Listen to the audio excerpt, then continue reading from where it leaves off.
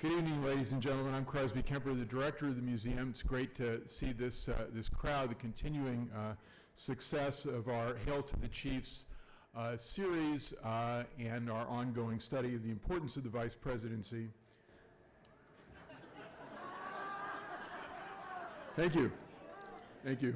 The ranking of presidents is a curious subject. The reviews of Robert Mary's book talk about parlor games and children's games and yet talk about how we all love to play these games and why these rankings get to us. And Bob said to me earlier this evening, he said it's really about ordering our world, and I agree with that. I think it's something a little bit more than that, though, too. It's about finding out what's important in our world. We had a great intellectual historian, great intellectual historian, John Patrick Diggins, come to the library with his book on Ronald Reagan a few years ago. And there's a passage which I tried to find and couldn't, so I'm going to paraphrase it in his book, in which he talks about Ronald Reagan and Abraham Lincoln and Franklin Roosevelt. And the passage goes something like this. Lincoln redefined freedom in America and fought a great war to free the slaves, and many people died, but freedom, as Lincoln saw it and as we see it today, triumphed. He remade the world. Franklin Roosevelt redefined freedom from fear and freedom from want in ways that are still important to us today, and fought a great war to free Europe and liberate the Jews from the camps, and many people died, but freedom triumphed. Ronald Reagan fought a great war, the Cold War, redefined freedom as the energy of the individual, an Emersonian view of the world. She tied to Lincoln. And he fought this great war and won that great war, and no one died. And he comes to the conclusion of this paragraph, therefore Ronald Reagan is our greatest president. Well, I can tell that not all of you agree with that statement. Now, Jack Diggins was a left-wing intellectual historian, a great historian. Sad loss to us that he's no longer with us. But the point that he was really making in that comparison is that it really all depends on your frame of reference and what you consider to be important when you're making these comparisons, you're making these distinctions, you're making these rankings. If you believe that freedom is important, you're going to take one point of view. If you believe that progressive social policy is important, you're going to take another point of view. If you believe that character is important, and I think you'll find that Robert Mary believes that character is important, you may take another point of view.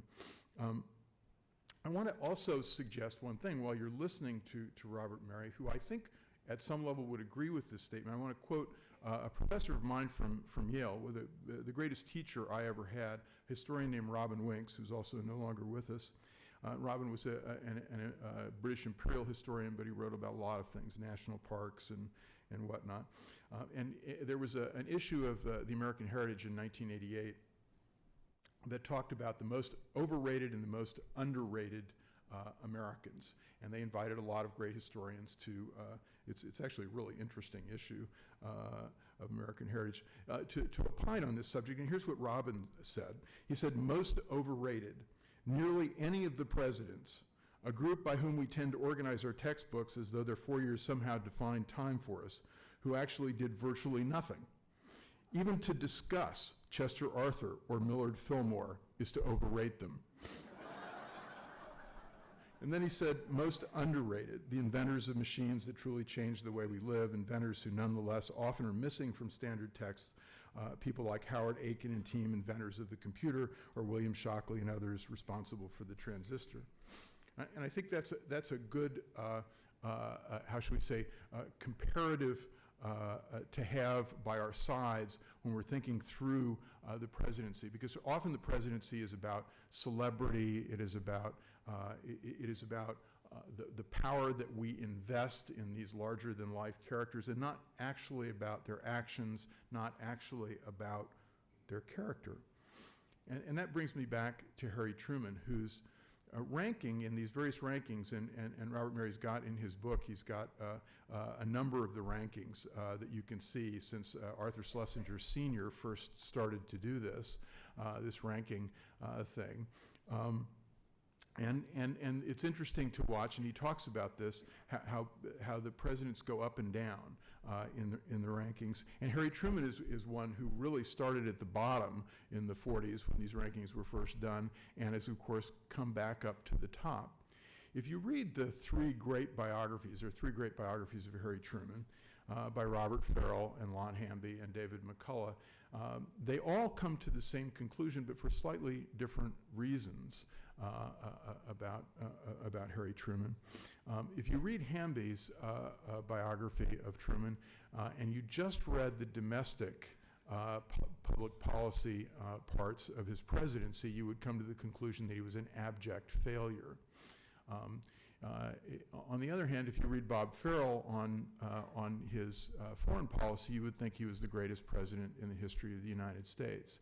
If you read all three of them on his roots in Jackson County, in Independence, in Grandview, in Kansas City, you come to the conclusion that he was a very complex man with a view of the world that a lot of us can understand. And ultimately, in all three of the biographies, they come to the conclusion, for slightly different reasons, that he is a great man and maybe one of our greatest presidents, because his character ultimately was a character that allowed him to remake the world that we live in foreign policy, regardless of his, as Farrell is very good on, his engagement with the Pendergast machine, regardless of Hamby's view of his failed domestic policy. For whatever reasons that came out of his engagement here in Kansas City, he was able to help us remake the world that we live in such a way that we've gone for a longer period of time in the history of the world in which the great powers have not fought each other than ever in recorded history. And Harry Truman did that. I think that view of character in history is what makes Robert Mary's work so distinctive. This book on the ranking of presidents, his book on President Polk, and also his book on the Alsop's. And so it is a pleasure to introduce to you Robert Mary.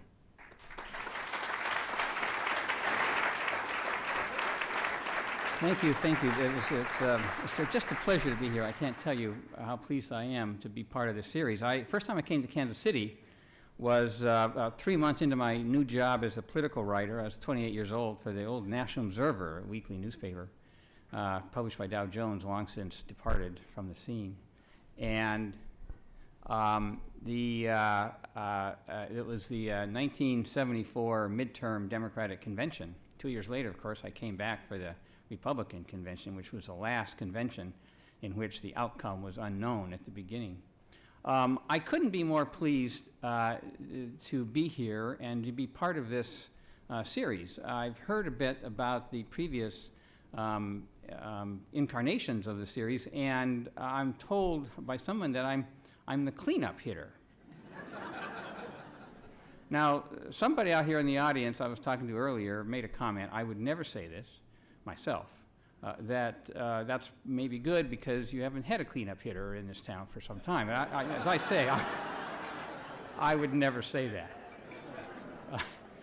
But I do feel that I'm qualified for this assignment because I love Harry Truman, as you will see. Now, I want to talk a little bit about how this book came about, and then that will get into the whole question of presidents, and it isn't really a question of how we rate them or rank them, although that's the entry point. It's really a question about how we use our assessment of presidents to help us understand how the presidency works, how this marvelous institution of our nation has come into being and how it has operated over the course of our history. So the idea for the book began with a phone call I got in early 2010 from a guy by the name of Mark Lotto, who at that time was an editor on the op-ed page of the New York Times, and he wanted to know if I wanted to write a piece for them about a comment that President Obama, then about a year into his presidency, had made to Diane Sawyer. He was being interviewed by Diane Sawyer on ABC News, and she had been apparently chiding him a bit on the unpopularity of some of his proposals and programs. And he responded, one could say perhaps a bit defensively, in saying that, quote, "I would rather be a really good one-term president than a mediocre two-term president." And Lotto wanted to know, would I be interested in writing a piece about perhaps really good one-term presidents?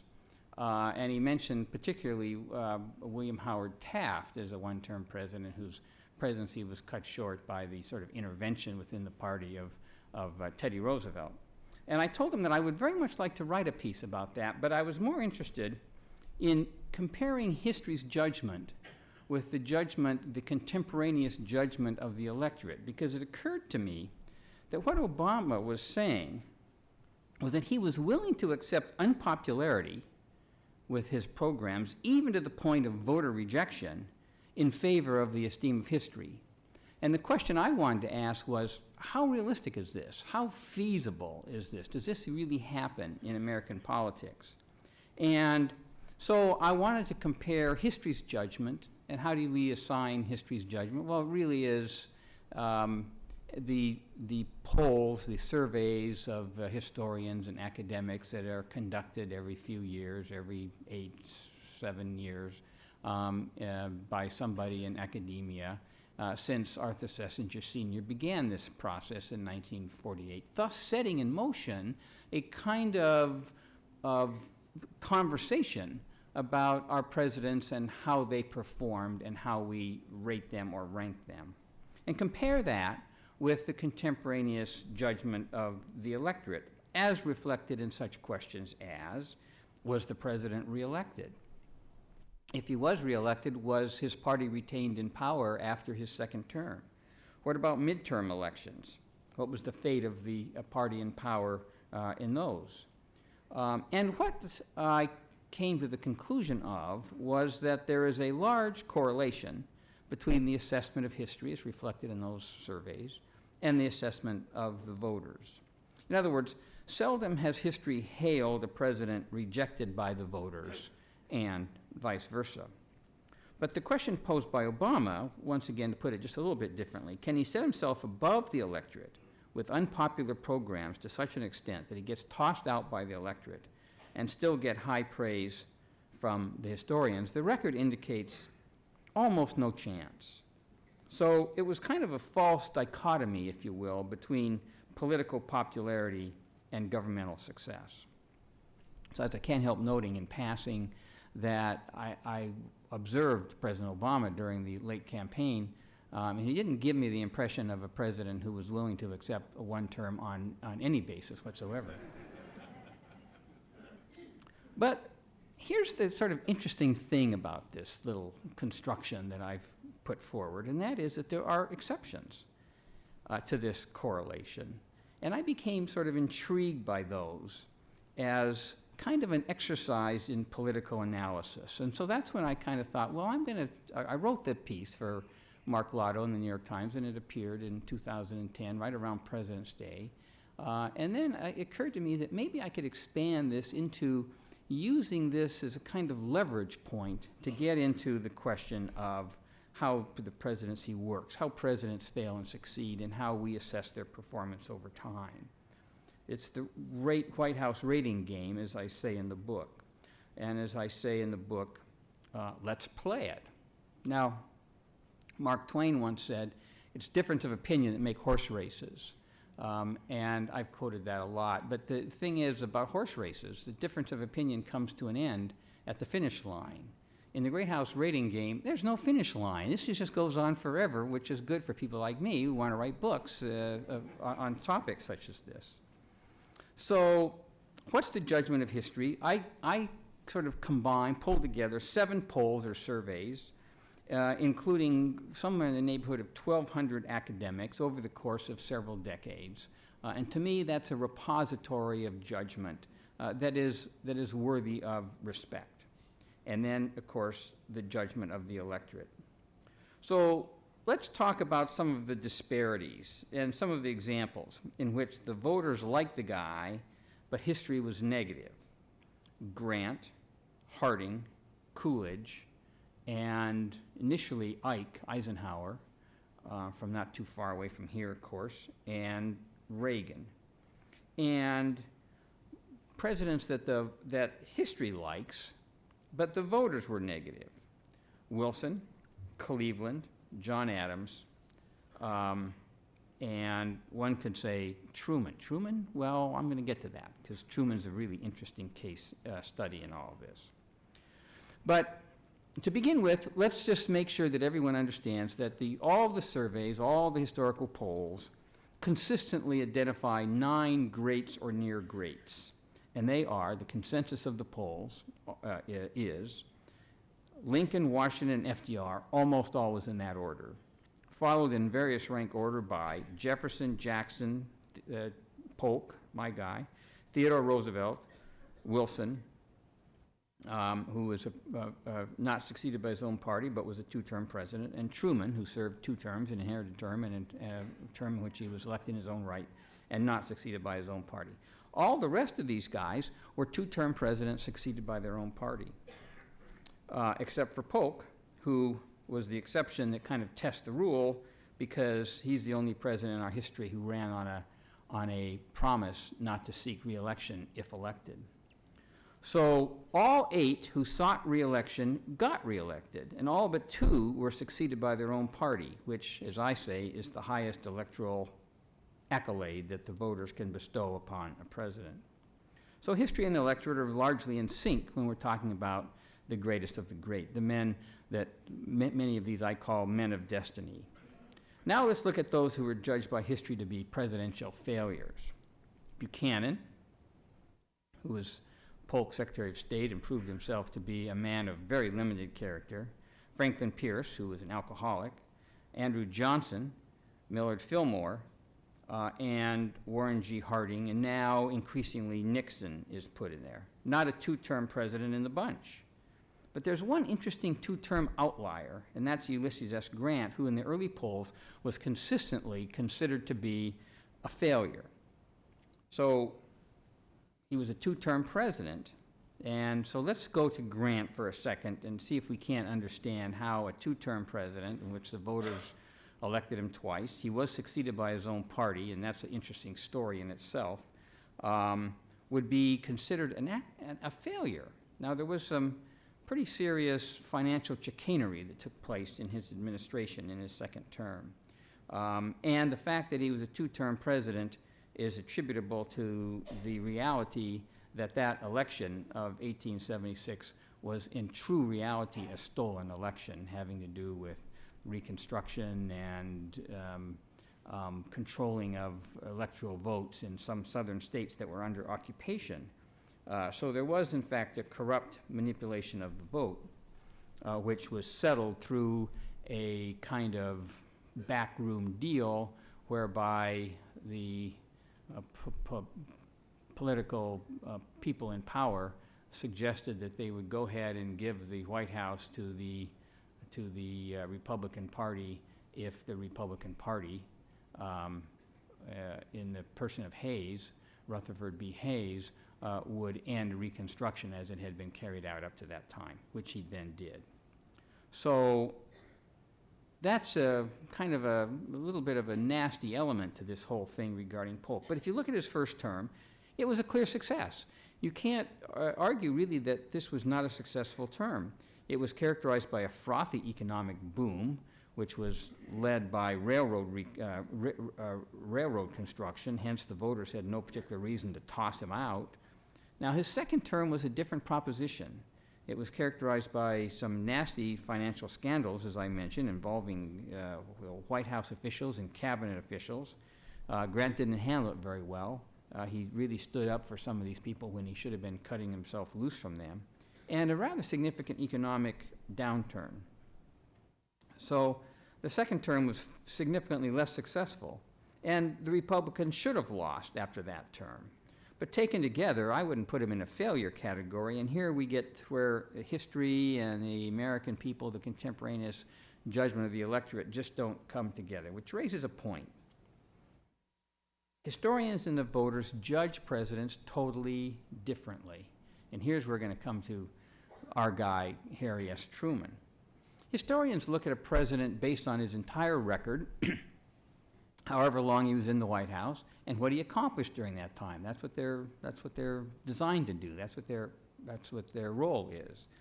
The American people assess presidents based upon how the Constitution and the Founding Fathers invited them to assess them in 4-year increments. They have hiring and firing authority over these people, and they take it very seriously. And so they look at these presidents in terms of what they accomplished or what they didn't accomplish in those 4 years. And my favorite example, as I say, is Harry S. Truman, who, as I say, you gotta love that guy. Now, history has always considered him in the near great category. The first poll after his election, he was categorized in the near great category, even though the voters had become totally disenchanted with the man, one could say tired of him. His Gallup poll rating in his last year of the full year of the presidency was 22%. It almost can't get any lower than that. I mean, there's got to be at least 22% of Americans who are going to be favorable towards any president. So how do you square this? Well, history is looking at his overall record, and the overall record is heroic. There's the agonizing decision to drop the atomic bomb twice on Japan, thus saving probably 1 million lives. That had to be one of the most tough decisions any president has ever made in history. There was the very successful transition from a wartime to a peacetime economy, very difficult and yet handled smoothly. There was America's role in fostering the UN and the Bretton Woods Agreement, creating both a geopolitical international organization and an international financial organizations.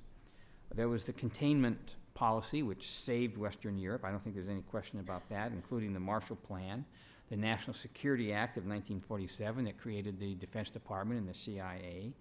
There was the Berlin airlift, which was a heroic decision and very, very difficult. All of his advisors said he should not do it because Berlin was lost, and he refused to buy that, and he saved Berlin. And as I say, all this is basically heroic. The second term, I have to say, and I hope you'll permit me to say so, was mediocre at best. He had some notable achievements. I'd say NATO and the Incheon landing in the Korean War, which totally transformed the sort of the balance of power in that war.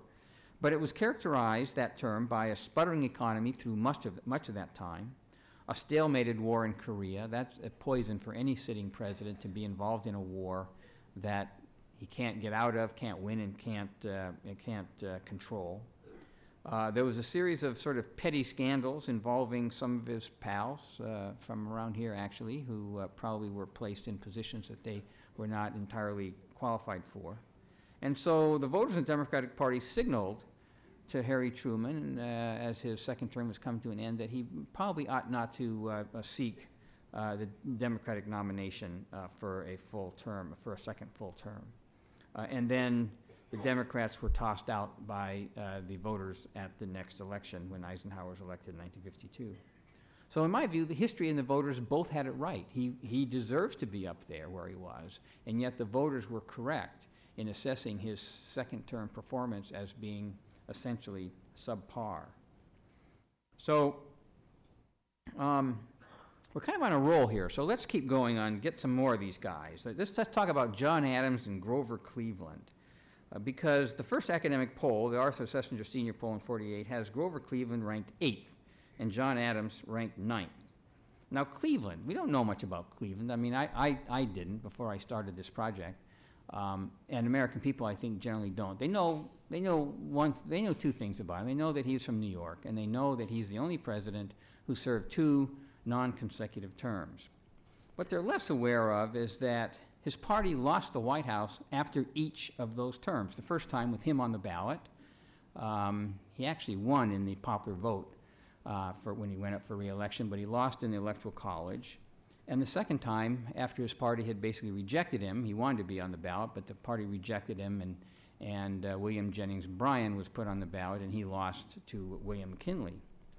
So the result of this is that Grover Cleveland, ranked 8th in that first poll, it has the distinction of being our country's only two-time, one-term president. So how do you get to 8th? I don't quite understand that. Well, perhaps it's related to the fact that Alan Nevins, who's a great historian and was revered during his lifetime, especially by his peers, had written a 2-volume biography of Grover Cleveland, in which he called Grover Cleveland A Study in Courage. It was a very hagiographic biography. He apparently loved the guy. 2 volumes is a lot on Grover Cleveland in my view, and I have to say, my next project is 1890s, and I'm going to be focusing on William McKinley and the Spanish-American War and Teddy Roosevelt and William Lodge and a lot of other people. And I'm going to have to read these 2 volumes, and I don't know if I'm looking forward to it, to be quite honest with you. But Alan Nevins is a wonderful, beautiful writer, so I'm sure it'll probably be good. But in any event, there's a kind of a mismatch that is kind of baffling to me. So let's look at his presidency real quickly. His first term was decent, not exemplary, I would say. Congress passed the Interstate Commerce Act going after the Railroad Trust, but he didn't really identify himself with it in any particular way. He signed it.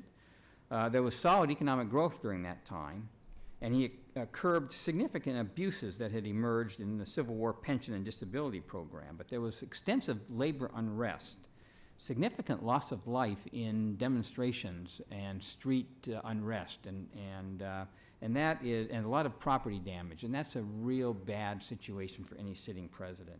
And he failed to reduce tariffs, which is what Democrats were supposed to do. His second term was a clear failure. Persistent economic downturn, extensive bank failures, corporate bankruptcies, devastation in the farm sectors. So I would say overall, he was middling at best, and the voters had it right. So if you're seeing a theme here that I think that the voters probably have greater judgment when there's a distinction to be made between the voters and the historians, I tend to go with the voters. And if you look at the performance of these guys, it tends to make sense. So John Adams, clearly a great man, a great patriot, and a great contributor to our nation's birth. And everyone knows that, I think, largely because of David McCullough's magisterial book and the wonderful HBO series, a mini-series on his life that was produced afterward. I wish they'd do more of that sort of thing. But he was not a great president. He was not a near great president. Certainly doesn't deserve to be ranked 9th. He presided over significant French abuse of U.S. commercial shipping, which he didn't seem to be able to know what to do about. He signed and kind of fostered the Alien and Sedition Acts, which is, I think, one of the most nefarious pieces of legislation ever passed in our nation's history, which criminalized public criticism of the government and the Sedition Act was used to sort of root out French immigrants who were considered potentially hostile to the Federalist sensibilities that were fostered and promoted by John Adams. There's a story of one obscure, simple, quiet bookstore owner in Philadelphia who was singled out for deportation under the Sedition Act. And he didn't understand why him. He had a friend who had some connections in the government, so he said, can you find out why are they coming after me? So he made some inquiries, and he came back and reported that his friends had told him that the president, when he was asked about this, said, well, nothing in particular, but he's just too French. He attempted to get the country prepared for the war that he was trying to avoid, which is not a bad thing to do. But in doing that, he fostered massive tax increases, which brought the economy down. And so the voters in 1800 sent him packing and put Thomas Jefferson in there. And I have to say, I think the voters had it about right, and the historians are a bit off the mark on this one.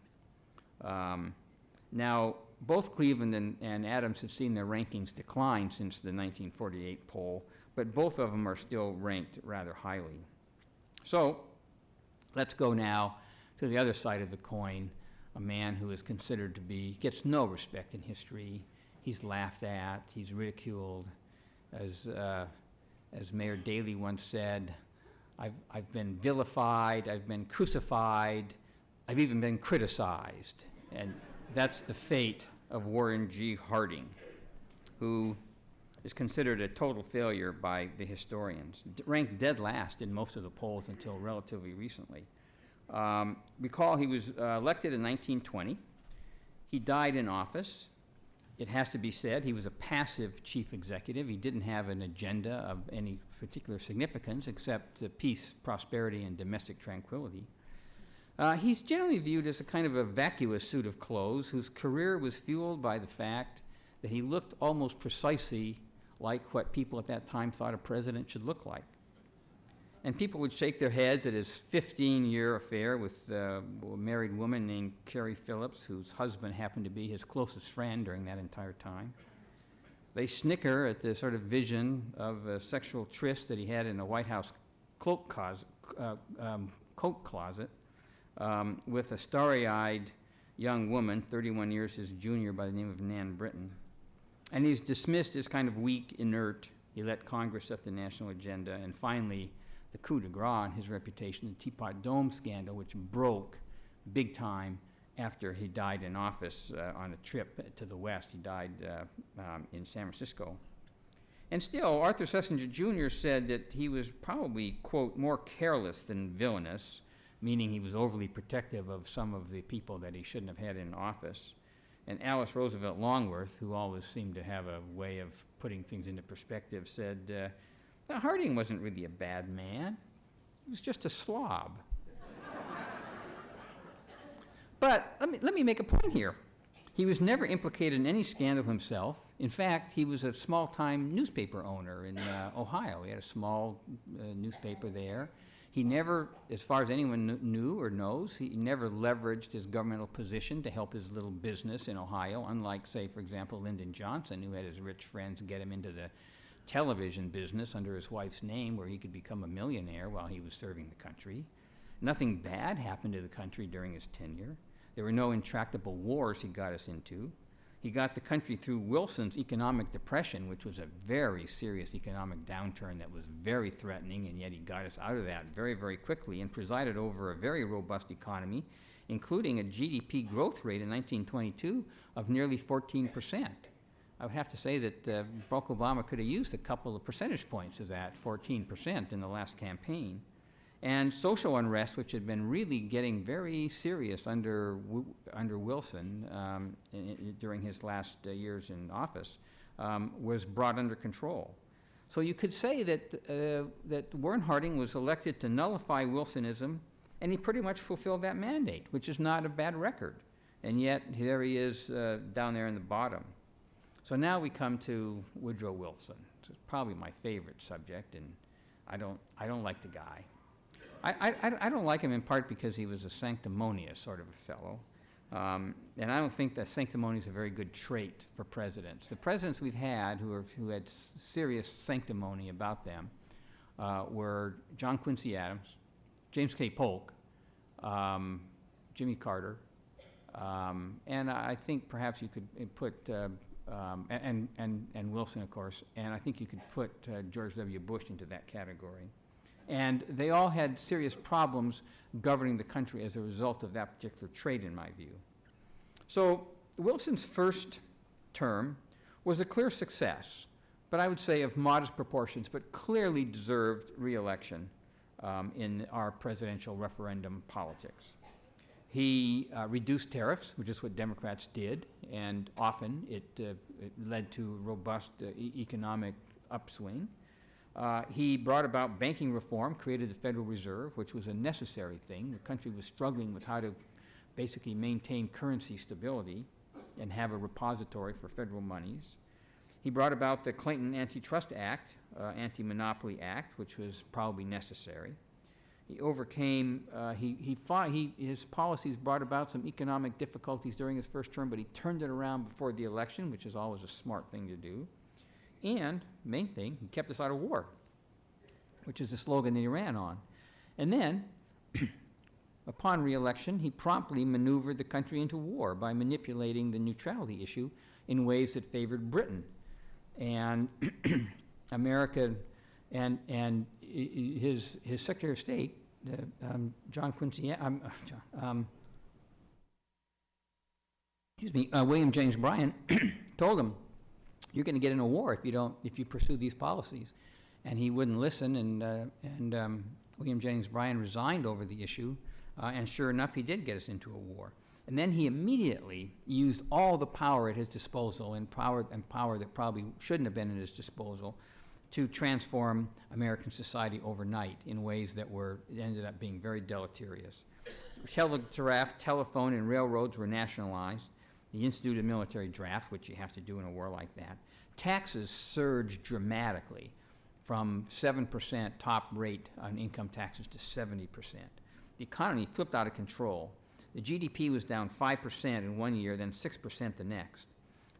There was a significant suppression of dissent under the Attorney General Palmer, who became infamous. There were urban riots in the North and the Midwest, and the war never yielded what he promised that it would.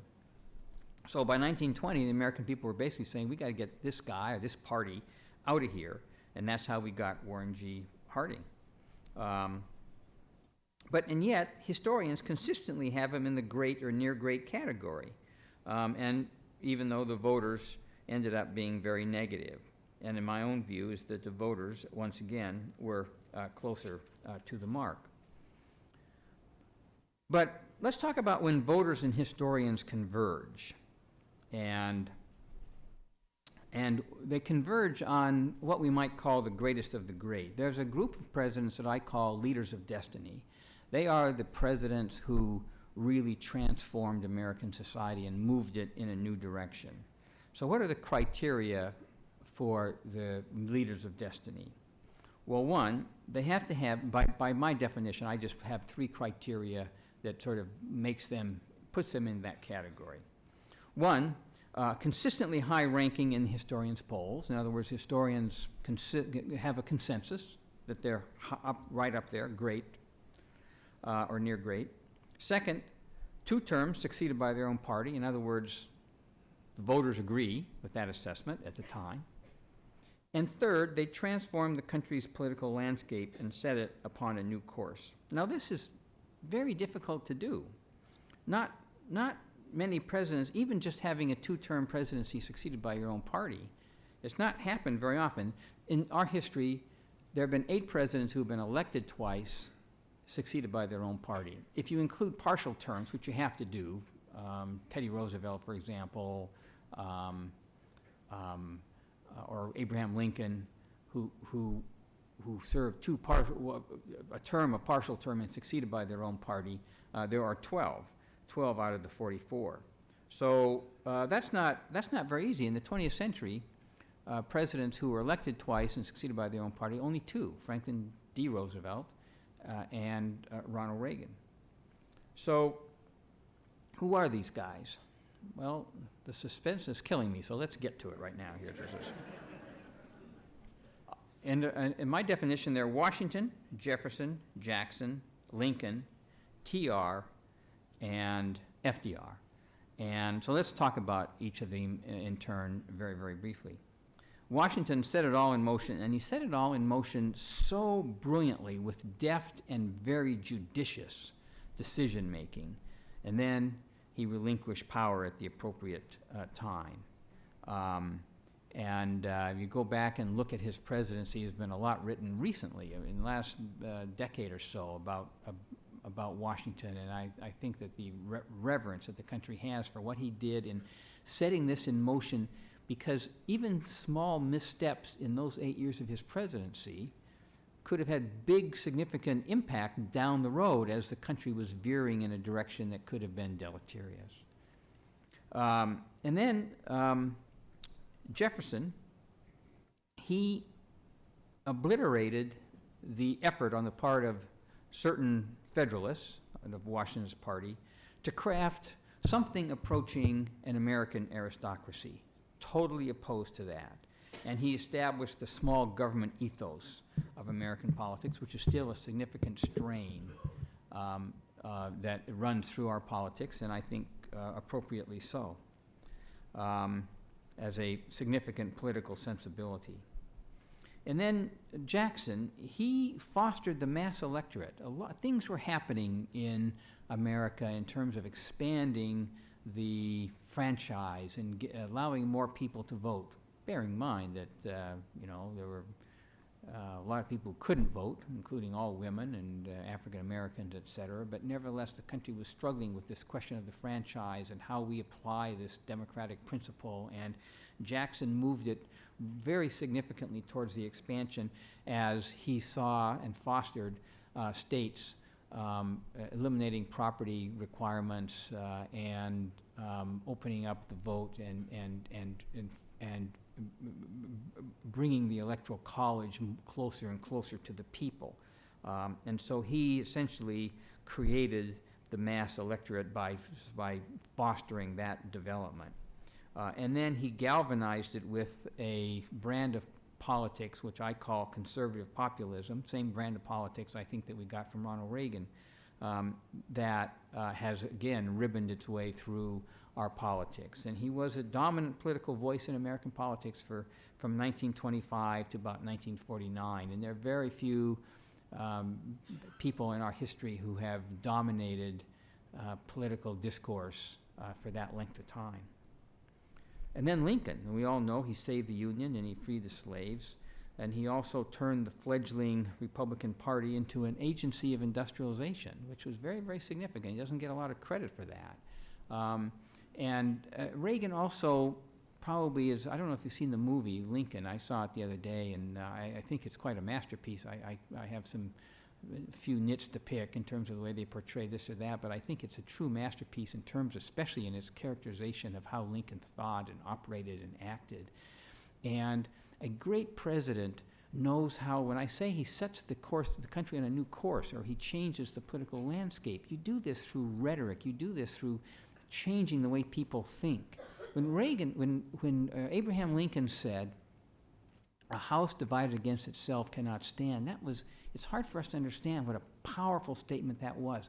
All of our politics up to that time was dominated by one of two things: people who were trying to tear the house down, mostly in like South Carolina and in Massachusetts, where the radicals on both sides were, or people who were trying to prop up that divided house.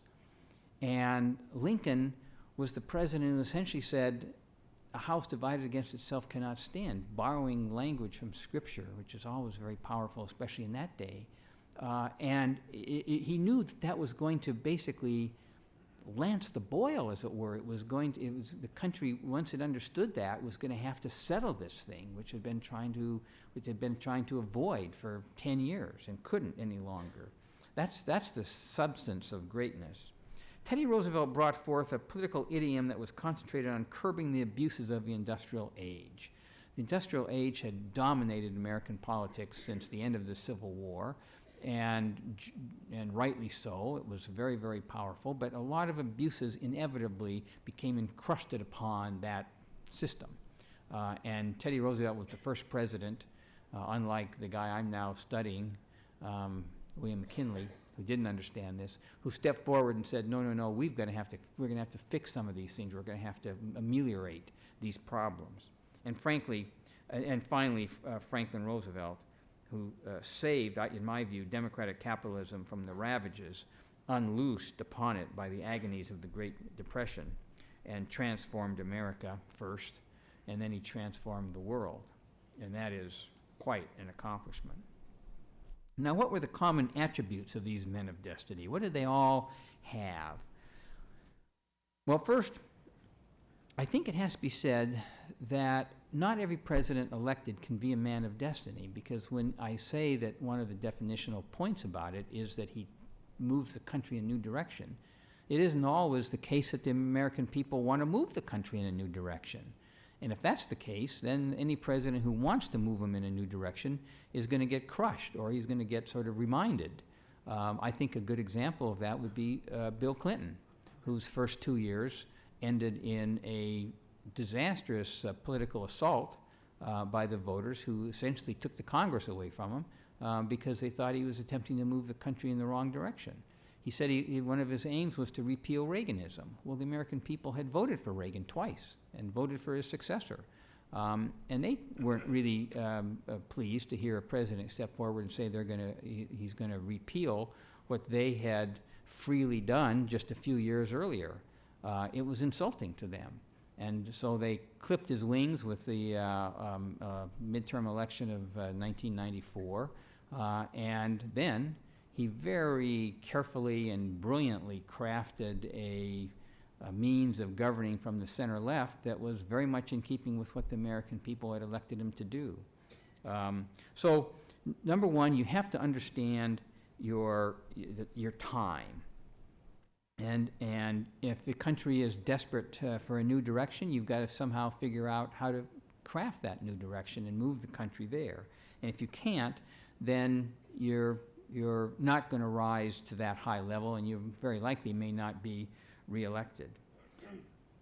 A good example of a president who understood this is Dwight Eisenhower. Dwight Eisenhower was elected in 1952, as you know, just 20 years after Roosevelt was elected. The country was very much still in the New Deal era, the Franklin Roosevelt era. And many, many Republicans felt that now that we have a Republican president, we're going to have to repeal the New Deal, or we're going to have to really chip away at it. We're going to have to really attack it. And Eisenhower, unlike Bill Clinton, understood that that would be a disaster, political disaster for him, because the country was not prepared for that. And so what he did instead was he tried to sand down some of the rough edges, to sort of nudge the country in some directions, but while maintaining an understanding of the New Deal as the sort of governing ethos of the time. So getting back to these men of destiny, and what are these three attributes, I will say that vampire hunting is not one of them. De Gaulle once said that a statesman may be determined and tenacious, but if he does not understand the character of his time, he will fail. So that's number one, and that gets back to the Eisenhower-Clinton dichotomy that I just discussed. You need to understand what the country is hungry for, what it wants, and then you have to be able to deliver that. So that, secondly, he must have vision, and that's the capacity to visualize the new direction for America, or how he is going to enhance Americans' lives within the same direction, and bring about a seriously changed country.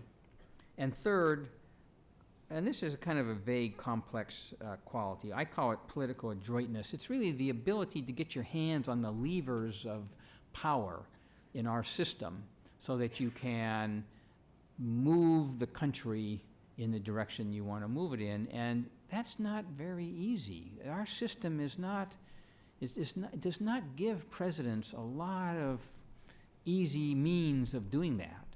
In fact, it puts a lot of impediments in their way, and so the ability to do that is paramount, to sort of harness the swirling political forces and direct them successfully towards this vision that he also has to have.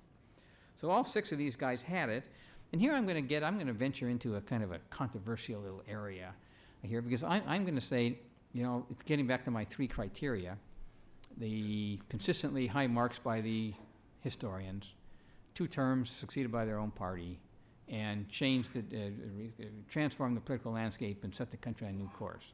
And I'm going to bring up in that context Ronald Reagan. Now, I was really struck what we heard earlier about what Diggins said about Reagan. I wasn't really aware of that, and it's a very, very funny construct, which I don't think I agree with entirely. But Reagan has 2 of those 3, because he was a 2-term president succeeded by his own party. He did, I think it has to be said, that he did set the country on a new course. He changed the political landscape. He really transformed the political debate regarding domestic economic policy and reintroduced economic growth as a fundamental, which had been languishing in political discourse. And then he altered the political landscape, the geopolitical landscape, with how he handled the Cold War challenge that he faced when he was elected in 1980. So I think that ultimately the historians will bring him into that third category as well, and he seems to be moving in that direction. Eisenhower is an interesting case in point. When Eisenhower, the first poll that came out after Eisenhower's presidency was 1962, and he was really in middling territory. He was down there with Chet Arthur, who inherited the presidency at the death of his predecessor, and didn't run for a second term. And I think maybe Andrew Johnson, Chet Arthur and Andrew Johnson are sort of on above and below him. And that was an insult. And I think that Republicans at the time in 1962 felt that these academics were biased, and they probably were. But over time, history stepped back, and the political passions of the moment dissipated, and a more dispassionate analysis ensued, and he rose up, and now he's consistently in the close to the near great category, ranked somewhere between 9th and 14th, which I think is probably about right. So I think that same thing is probably happening to Reagan, and so he may, we may see that he's going to be rising in history's estimation. So the book also talks about what I call the split decision presidents, the presidents who were 2 terms but not succeeded by their own party, and how that works. The war presidents, the war decision is the most politically dangerous decision that any president can make, because it can turn sour very, very rapidly if the war doesn't go well. The abject failures. And then the more recent presidents, who I consider to be too soon. It's not fair, really, to try to give a historical perspective, but after all, I'm a journalist as well as a historian, so I felt perfectly free to make my assessment of where I thought the American people were with regard to these people, and therefore what history may say about them down the road. And the underlying theme is very simple, that this is an amazing institution, and the power emanates from the people who own the office, which is why it's an amazing institution. And this invests the office with considerable political force. But there's, as I was saying before, getting ahead of myself there at that point, there's always these multiple curtailments. He speaks for all the people, but he must deal with many, many other politicians who speak persistently for smaller constituency. And the result is that it's very difficult to be successful. And to sort of make this point and to close out this part of the conversation, I'll quote 2 presidents, Wilson and your guy, Truman. Wilson once said, "If a president rightly interpret the national thought and boldly insist upon it, he is irresistible." And that's true. But Truman once, when he was president, went up to see his pals up on the Hill where he liked to hang out at the Board of Education meetings up there with Sam Rayburn and the gang. And one time he had a particularly bad day, and he stared into his bourbon and branch, and he growled, "They talk about the power of the presidency, how I can just push a button and get things done. Why, I spend most of my time kissing somebody's ass." And that's just about it. That's about what it takes. So thank you so very much for letting me digress on presidency.